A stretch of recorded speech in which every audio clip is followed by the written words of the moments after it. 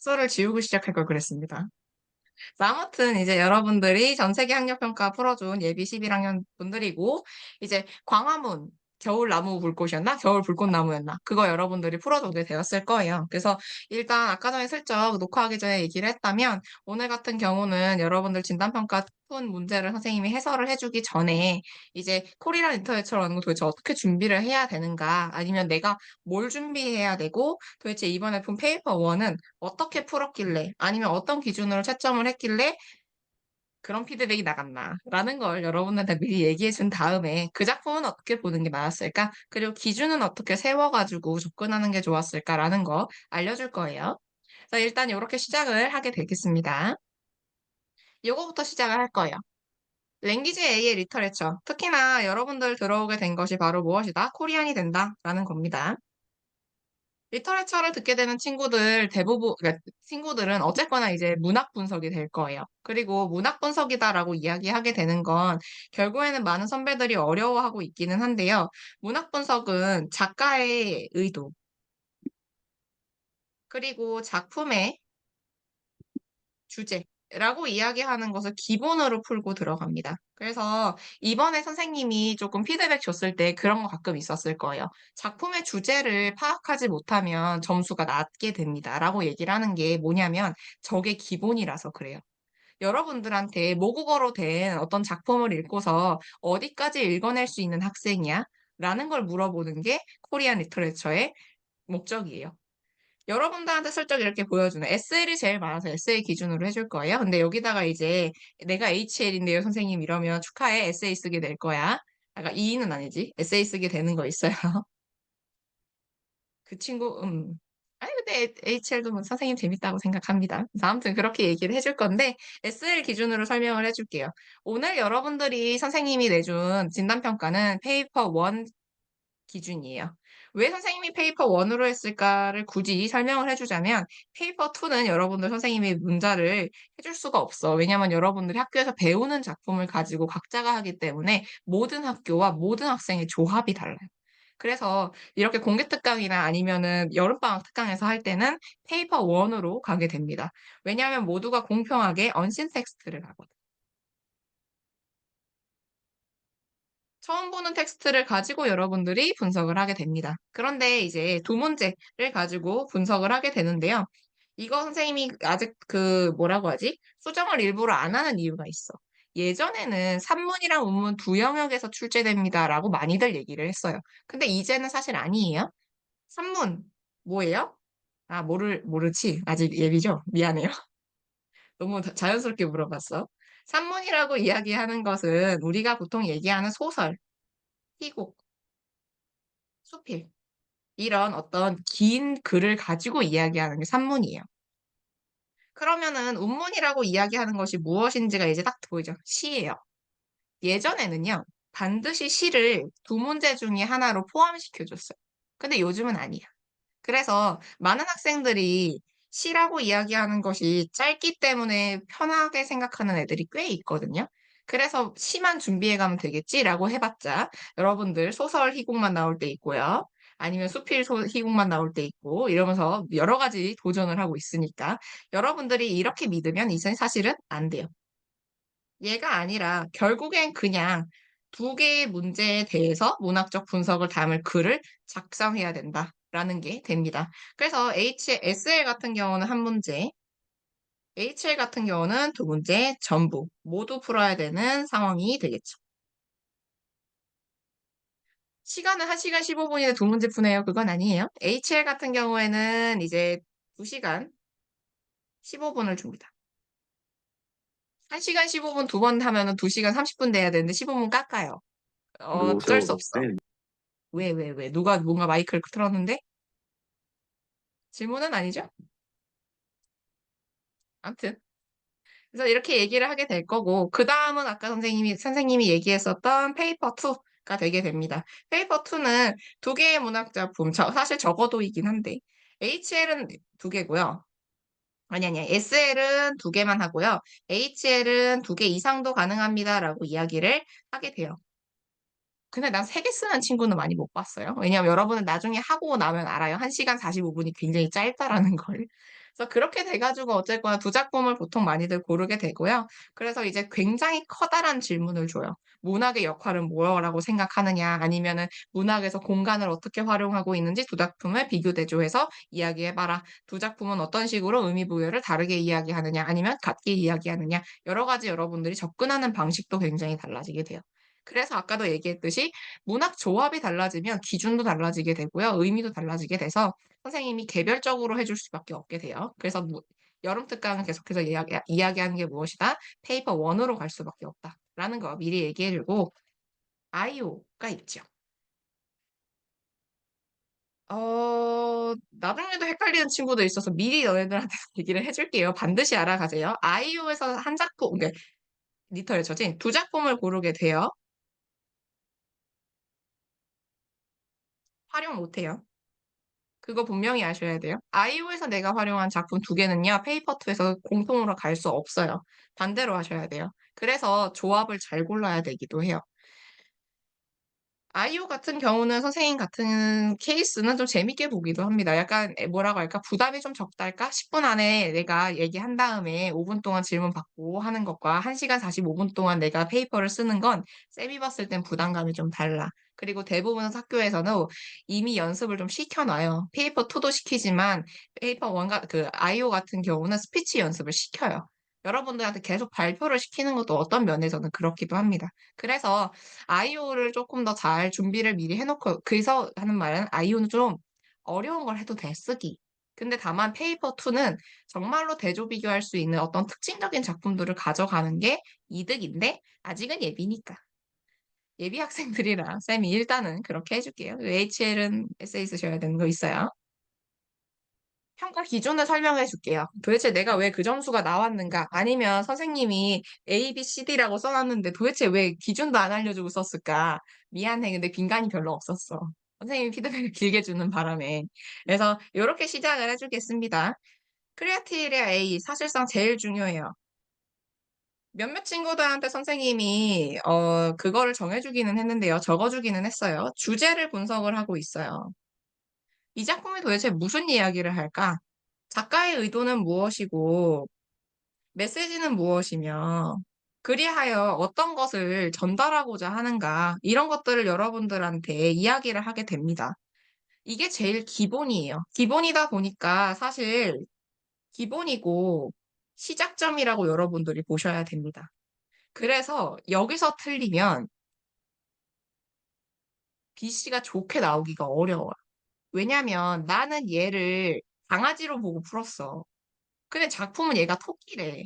그럼 내가 강아지라고 이야기하는 분석을 가지고 다른 요소들을 분석을 했을 때 이거를 분석했을 때 내용이랑 같을 수가 없죠. 그러면 점수가 깎이게 돼요.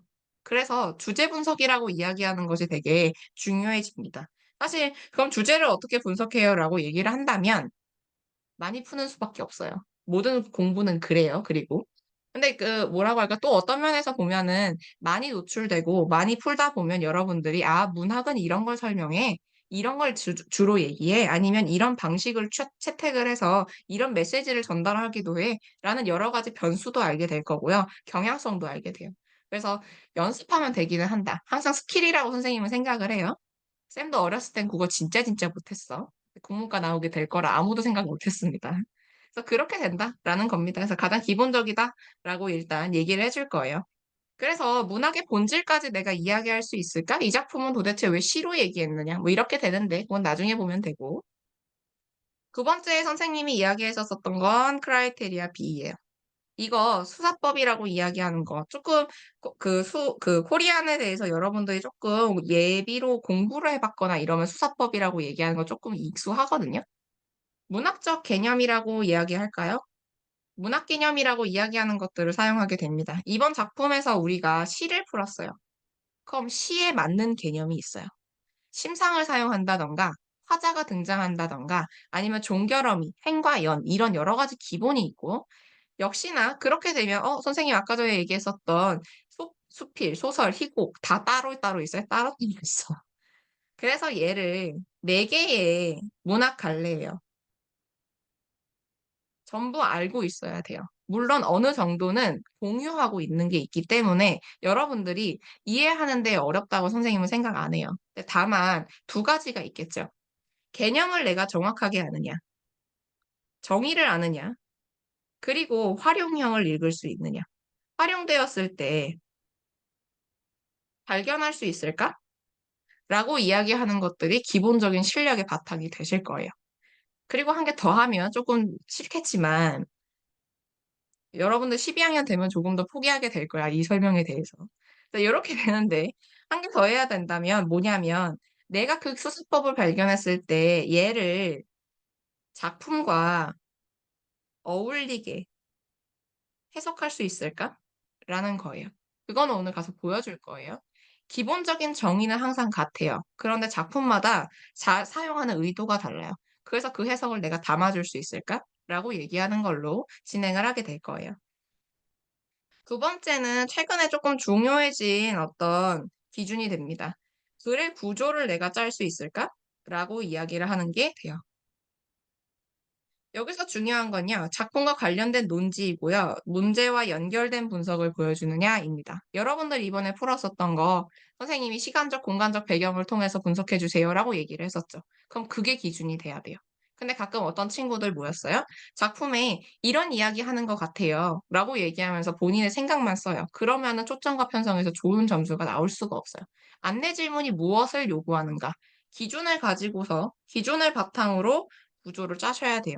이거를 이제 나중에 선생님이랑 수업을 하게 되거나 아니면 다른 데서 수업을 들을 때도 마찬가지입니다. 이거 뭐라고 얘기하냐면 "개요 짜세요."라고 이야기할 거예요. 뭐 아직 예비 시빌이어 가지고 얘기하기 좀 그런데 1 시간 15분 동안 여러분들 한 15분 정도 개요 짜요, 보통. 개요를 안 짜고 들어가면 글이 완전히 엉망이 되는 걸 나중에 알게 될 거야. 쓰면서도 '이거 아닌데.'라는 방향으로 가게 돼요. 그리고 일단 "논점을 발전시키는 과정 및 방법을 유지해라."라고 얘기를 해서 선생님이 그런 얘기 써 놨었던 친구 있어요. "어떤 요소에서 해석을 만들어가는 과정이 굉장히 좋습니다. 뭐 설득력 있네요."라고 얘기하면은 그런 '어 내가 그래도 크라이테리아 C에서는 좀 잘 받았을까?'라는 생각을 여러분도 하면 돼요. 그리고 이제 "단순 반복하지 말아라."라고 이야기하는 게 있는데 이번에 11학년 같은 케이스는 단순 반복은 많지 않았어요. 오히려 여러분들 되게 문학을 다양하게 봐 줬거든요. 그래서 그렇기는 해요. 그리고 어휘력. 생각보다 여러분들의 어떤 복병이 될 요소예요. 선생님이 이번에 채점하면서 문장 고쳐주는 것도 문장 고쳐줬지만 문장 구조는 당연히 여러분들 아셔야 돼요. 근데 문장 구조도 그렇지만 맞춤법이라는 게 있어요. 맞춤법 분명히 아시고 가셔야 돼요. 12학년 돼서 파이널 준비할 때까지도 헷갈리는 맞춤법이라는 거 계속 실수하는 경우 케이스 생겨요. 그거 없이 얘기를 하는 거예요. 그래서 얘는 미리미리 준비해 놓는 게 좋아요. "어떻게 미리 준비해요?" 그러면 뭐 "어쩔 수 없어. 그냥 책을 많이 읽어요." 그러면 본인들이 이거 약간 단어가 이상한데?" 라고 하면 100% 예요. 그러면 틀려. "이렇게 본다."라고 얘기를 하고 하나 쌤은 그냥 추천을 하면 노트북에 한글 파일 깔 수 있으래 아래 한글이라고 이야기하는 거 있거든요. 이거 깔 수 있으면 좋겠어요. 다운로드 받아서 거기다가 글 써 보세요. 그러면 빨간 줄 그어요. 그럼 틀렸어. 거의 그거 되게 잘 맞거든요. 그 선생님 저는 애플이라 안 되는데 뭐 글쎄 얘도 괜찮더라고요. 얘도 나쁘진 않아요. 닥스도 나쁘지 않으니까 요렇게 여러분들 워드지 닥스가 아니라. 워드 깔아도 충분히 나오기 때문에 일단 그렇게 시작을 하는 걸로 하는 걸 하면 돼요. 쌤도 사실 그렇게 쓰면서 제일 많이 배웠던 것 같기는 해서 미리 추천해 줄게요.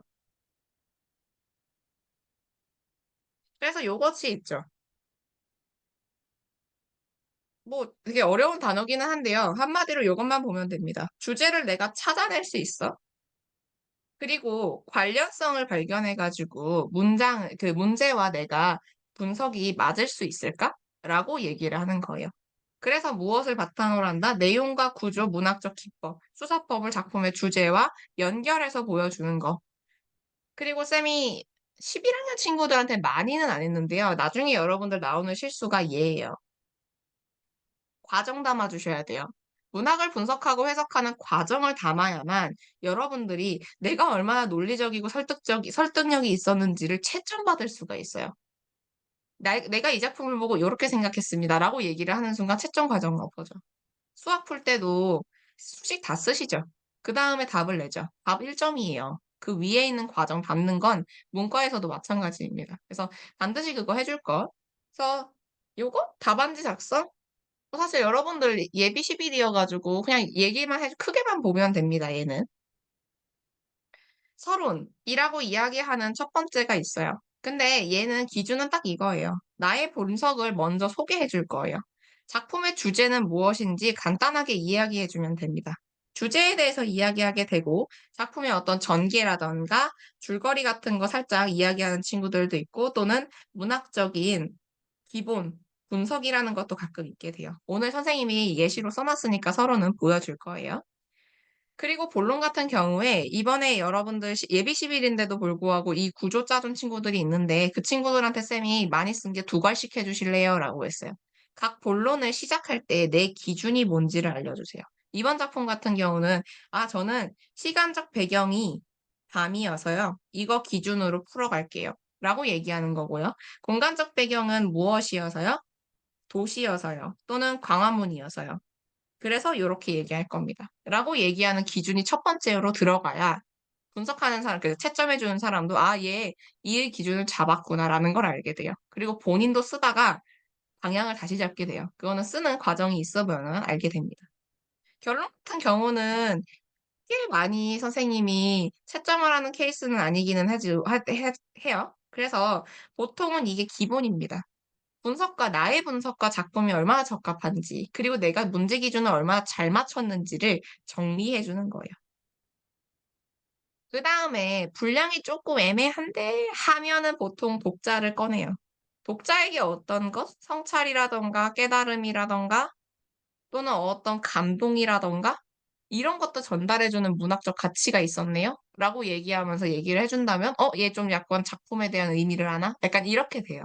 그래서 여러분도 그런 식으로 해 가지고 구성은 일단 요렇게 세 가지로 잡는다. 영어로 하는 거랑 별로 다르지 않을 거예요, 에세이 쓰는 건. 그래서 요렇게 돼서 드디어 여러분들에게 요거를 분석을 짧게 해 주겠습니다. '많이 어려웠을까?'라는 생각을 했었던 게 '선생님의 복병이었던 건 광화문이었구나.' 하고 있었어. 어 미안하진 않은데요. '여러분들이 되게 많이 생각을 했겠구나.'라는 생각을 했던 것 중에 하나가 이제 선생님이 원래 요거를 의도했었을 땐 무엇이었냐면 광화문 뭐냐면 도시예요. 그리고 누구나 떠올리는 장소예요. 왜냐하면 대표성이 있어서 그렇습니다. 그리고 어떤 일상적 공간이기도 해요. 그러니까 적어도 무슨 어디 산골 이렇게 얘기하진 않았다는 얘기죠.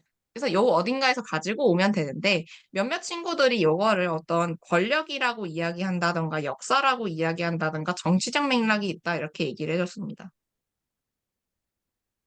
이게 왜 선생님한테 복병이었냐면 선생님이 분석을 하면서 보여줄 거지만 얘까진 내가 이해해. 왜냐면요. 여러분들 나중에 분석할 때 반드시 아셔야 되는 건요. 내가 해석을 아무리 독창적으로 해도요.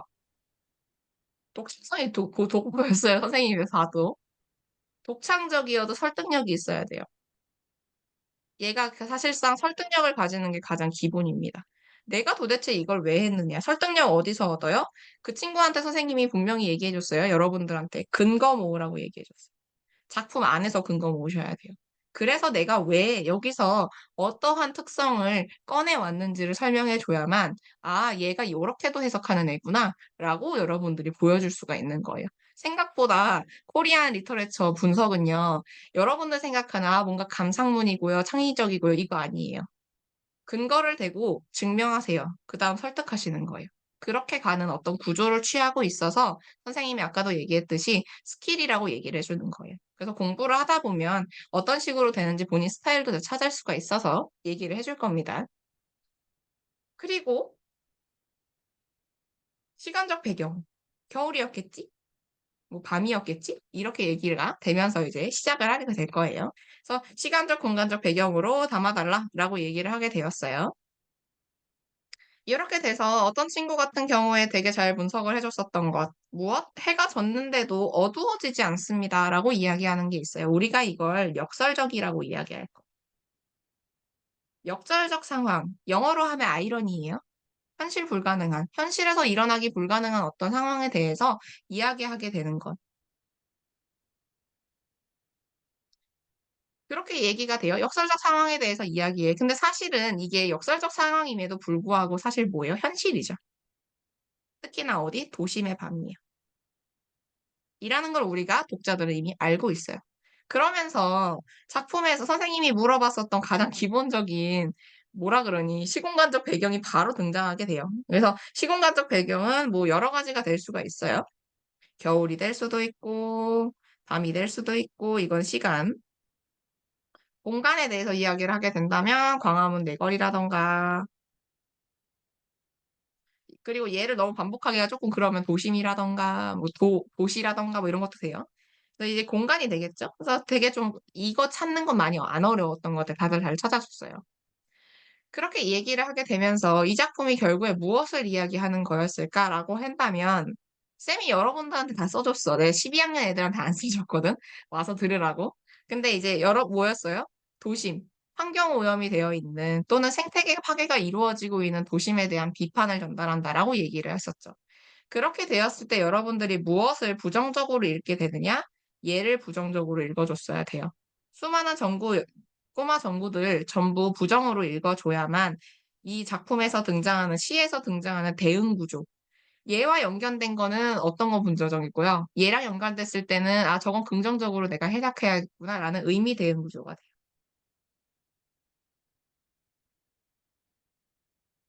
A가 부정적이고 B가 긍정적이라는 걸 내가 찾았다면 A와 연관된 건 부정적으로 해석해 줄 수가 있고 B와 연결된 거는 긍정적으로 해석해 줄 수가 있구나. 그래서 C가 편하다라고 하는 친구들이 이래서 그래요. 대응 구조를 찾아내면 쭉쭉쭉 풀리니까라고 보여주는 거예요. 근데 무튼 이렇게 돼서 그리고 나 하나만 얘기할게. 맨몸으로 돌아가 있는 가로수는요. 겨울 돼 가지고 이파리 떨어진 얘기하는 거예요. 뭔가 막 "벗겨냈다." 뭐 이렇게 분석한 친구가 있어서 그 정도까지 우리 인생이 현대 사회가 그렇게 잔인하진 않아요. 그래서 이거에 대해서 얘기를 하게 될 거고 "불현듯 어떤 불꽃나무다."라고 이야기하게 되면서 화자의 깨달음을 알게 돼요. 왜 화자가 이렇게 깨달음을 느낌표까지 쓰면서 얘기를 했을까라고 얘기한다면 자연스럽지 않기 때문이에요. 또는 '내가 지금 보고 있는 저 나무가 불꽃나무구나.'라고 얘기를 하면서 역시나 아이러니를 보여주죠. 나무에 불이 붙으면 말이 안 되잖아요. 근데 그거에 대해서 얘기를 해 주는 거예요. 그래서 '도심의 나무는 불꽃나무구나.'라고 이야기하는 것을 우리에게 얘기하게 됩니다. 그다음에 이제 이연으로 넘어가게 되면 '어둠도 이제는 병균 같은 것일까?'라고 얘기를 하게 되는 것들이 있어요. 그래서 이런 어떤 궁금증에 대해서 이야기를 하게 되고 서리법이라고 얘기를 하게 되거나 어떤 의문을 제시한다라고 여러 가지로 여러분들이 분석을 해줄 수가 있어요. 그렇게 되면서 "밤을 껐어. 그리고 낮은 켜 놓은 어떤 권력들이다."라고 이야기를 하게 되는 거예요. 그래서 요때 어떤 친구가 되게 흥미진진하게 "광화문이라서 아닐까요?" 라고 했어요. 나는 고렇게 하면 맞아요. 그걸 바로 이 권력과 연결해 줘서 광화문이 어떤 권력, 예전부터 광화문은 어떤 곳이었다, 어떤 역사적 맥락 속에서 어떤 왕권이라고 이야기하는 권력의 모습을 하고 있었어요. 그래서 근데 이제 이것은 뭐예요? 현대 사회에 들어가면 우리가 기술력이라고 해요. 이 힘에 대해서 이야기하는 걸 수도 있겠다라고 얘기를 한다면 굉장히 합리적인 설득이에요. 해석이고. 그래서 오케이라고 얘기를 해 줬어요. 굉장히 잘해 줬다고. 여러분들도 같이 들으면 좋아요. 근데 밤을 끄고 낮을 켜 놨고 '어둠도 이젠 병균 같은 걸까?'라고 얘기를 했을 때는 요런 물음에서는 우리는 이제는 뭐요? '불이 나쁘다.'라는 걸 알았죠. '밝은 게 나쁘대.' 그러면 어둠은 뭐가 되겠어요? 긍정적인 게 되는 거예요. 요렇게 여러분들이 대응 방식 찾아가면은 '아 어둠을 어떻게 긍정적으로 내가 지금 찾지?'라는 생각을 고민을 하게 되면 돼요. 그래서 요렇게 되고 뭐 "내륙 한가운데 있는 동상도 잠들지 못하고 두 눈 뜨고 있다." 요거에서 이제 의인화에 대해서 얘기를 하게 되죠. 동상이나 세종문화회관은 사람이 아니고 어떤 그냥 대상 물체예요. 무생물에 대해서 이야기하고 있는데 얘가 잠들지 못한다. 두 눈을 뜨고 있다. 이렇게 얘기하게 되면서 살아있는 존재이자 인격을 가졌다라고 우리가 이야기를 할 수가 있게 돼요. 아니면 얘를 화류법이라고 이야기하는 경우도 있습니다. 쌤이 하나만 더 얘기를 하자면요. 나무들은 화류법의 대상이 안 돼요. 나무는 이미 생물이에요. 생물에는 생명력을 부여하는 게 아니야. 만약에 나무가 뭐 걷고 싶은데 못 걷는다. 아니면 나무의 비명소리가 들린다. 뭐 나무가 말을 건다. 막 이러면 이제부터 그거 인간처럼 취급을 하네. 이렇게 되지만 이미 살아있는 거 가지고 우리가 화류법이라고는 하진 않습니다. 그래서 요런 게 있고 이제 어떤 것 잠들지 못하고 두 눈을 뜨고 있어라고 얘기하게 되면서 우리가 세상에나 이렇게나 이야기하는 어떤 무생물이라고 이야기하는 것 또는 어떤 것 해군장 이순신 얘기거든요. 세속대왕 뭐 이런 거긴 한데 그 도시의 환경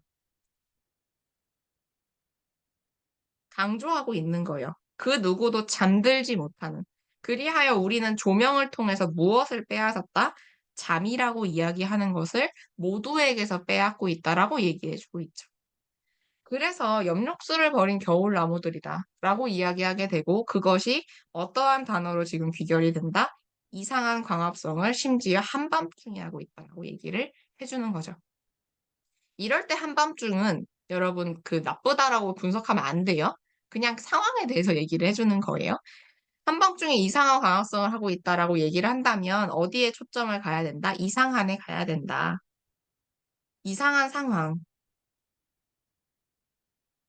자연스럽지 못한, 자연스럽지 않은 현실. 이것이 우리에게 무엇을 전달하고 있느냐라고 우리가 분석을 해주는 거죠. 한자를 알면 좋은 건요. 광화문을 왜 굳이 했을까라고 이야기할 때 요거 회순 친구가 2명 있었나 그래요. 빛광자예요. 그래서 일부러 쓴 거기도 해요. 밝은 곳이라고 얘기를 하는 거죠. 옛날에 빛광자는 좋을 때 썼겠어요? 근데 지금의 빛은 뭐예요? 기술력이에요. 그리고 이 기술력을 우리는 문명이라고 이야기할 거고 문명은 인간의 이기심과 연결이 됩니다. 어쩔 수 없어요. 그렇게 얘기가 되고 이거 짧게 해야겠다. 2분 남았다.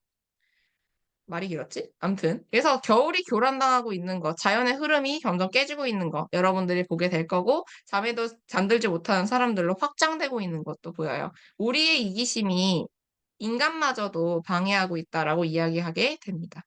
그래서 비판이라고 이야기하는 것이 굉장히 강해지고 또 하나 사실 선생님이 제일 원했었던 건 이거였어요. 시공간적 배경이라고 이야기할 때 계절적 배경도요. 하나의 배경 요소예요. 그래서 공간적, 시간적 배경 찾고 여기다가 계절적 배경. 우리가 보통 봄을 긍정적으로 얘기하는데 이 사람 뭐라 그래요? 다가오는 봄이 심상치 않다라고 얘기를 하게 되면서 우리의 욕심이 미래까지 망칠 수 있다라는 아주 큰 우려를 보여주고 있게 돼서 이렇게 세 가지를 찾아주면 참 좋겠다 였습니다. 이걸 짧게 읽어줄게요. 보통은 앞에다가 무언가 멘트를 적기도 해요. 뭐 현대 문명의 발전으로 인해서 도시의 밤은 언제나 밝다. 이렇게 얘기를 하게 되면서 도시를 채우는 빌딩의 불빛과 수많은 것들은 아름답긴 하지만 그 내면에는 무엇? 이기심을 담고 있다라고 얘기하게 되면서 작품의 주제와 작품의 태도와 맞는 문장을 쓰게 돼요. 그렇게 얘기를 하게 되고 선생님 같은 경우에 앞에다 무엇이다? 역설적인 도시를 관찰하는 역시나 여전히 밝아서 역설적이야. 그래서 자연의 섭리를 거스르는 현실에 대한 비판을 전달한다 하면서 작품을 그냥 분석해 버릴 거예요. 그래서 이렇게 얘기를 하게 되고 그리고 선생님 같은 케이스에 뭐였다? 인간의 삶조차도 교란의 대상이 되었음을 분석한다 라고 얘기를 해서 쌤이 아까 얘기했던 무엇? 시간적, 공간적, 그리고 계결적 배경으로 비판적 시선을 어떻게 작품이 전달하는지 분석해보고자 한다 라고 얘기하면서 서로 써요. 얘도 마찬가지입니다. 근대화 이후에 우리는 빛을 비추는 삶이 일반화되었다 라고 얘기를 하게 돼요. 그러면서 이제 무언가 사회적 교란, 뭐 생태계 교란이라던가 사회적 물장을 불러일으킨다 라고 얘기하면서 이 작품이 바로 이런 어떤 인식을 꼬집는다. 인식 뭐예요? 이기심이겠죠. 그래서 요거 광화문에 빛이 되는 거리다라고 얘기하면서 내가 한자를 분석할 수 있으면 해달라는 얘기입니다. 그래서 하고 불꽃만의 나무에 빗대어서 형상화한다라고 얘기를 하고 공간적 배경과 소재들의 인격을 부여하여 무엇 어리석음 주제를 굳건하게 한다라고 얘기해서 나는 어떻게 분석하는지 알아볼 것이다라고 하는 게 서론이에요. 일부러 더 길게 썼어요. 여러분들이 작품에 대해서 어떻게 좀 받아들일 수 있을까라는 생각이 좀 들어가지고 길게 쓴 거니까 나중에 더 보고 싶으면 이거 녹화되고 있거든요. 그래서 그걸로 여러분들이 생각을 하면 되고 나가줘야 돼. 미안해. 쌤이 말이 좀 길었죠. 12학년이 들어올 거거든요. 이미 들어왔을 수도 있어서 11학년 친구들은 여기서 이제 종료를 하는 걸로 할게요. 아, 그리고 1대1은 1대1 상담 받고 싶은 건 폴톡에다 하래요. 요거, 그치. 요거 좀 이따 시작할 때 먼저 시작해요. 이렇게 폴톡에다 만약에 1대1 하고 싶으면은 신청하시면 됩니다. 학교, 그 학원 카톡에다가. 그럼 나가줄래? 녹화를 끝내야 돼. 미안해. 네. 들어온 12학년인가요, 혹시?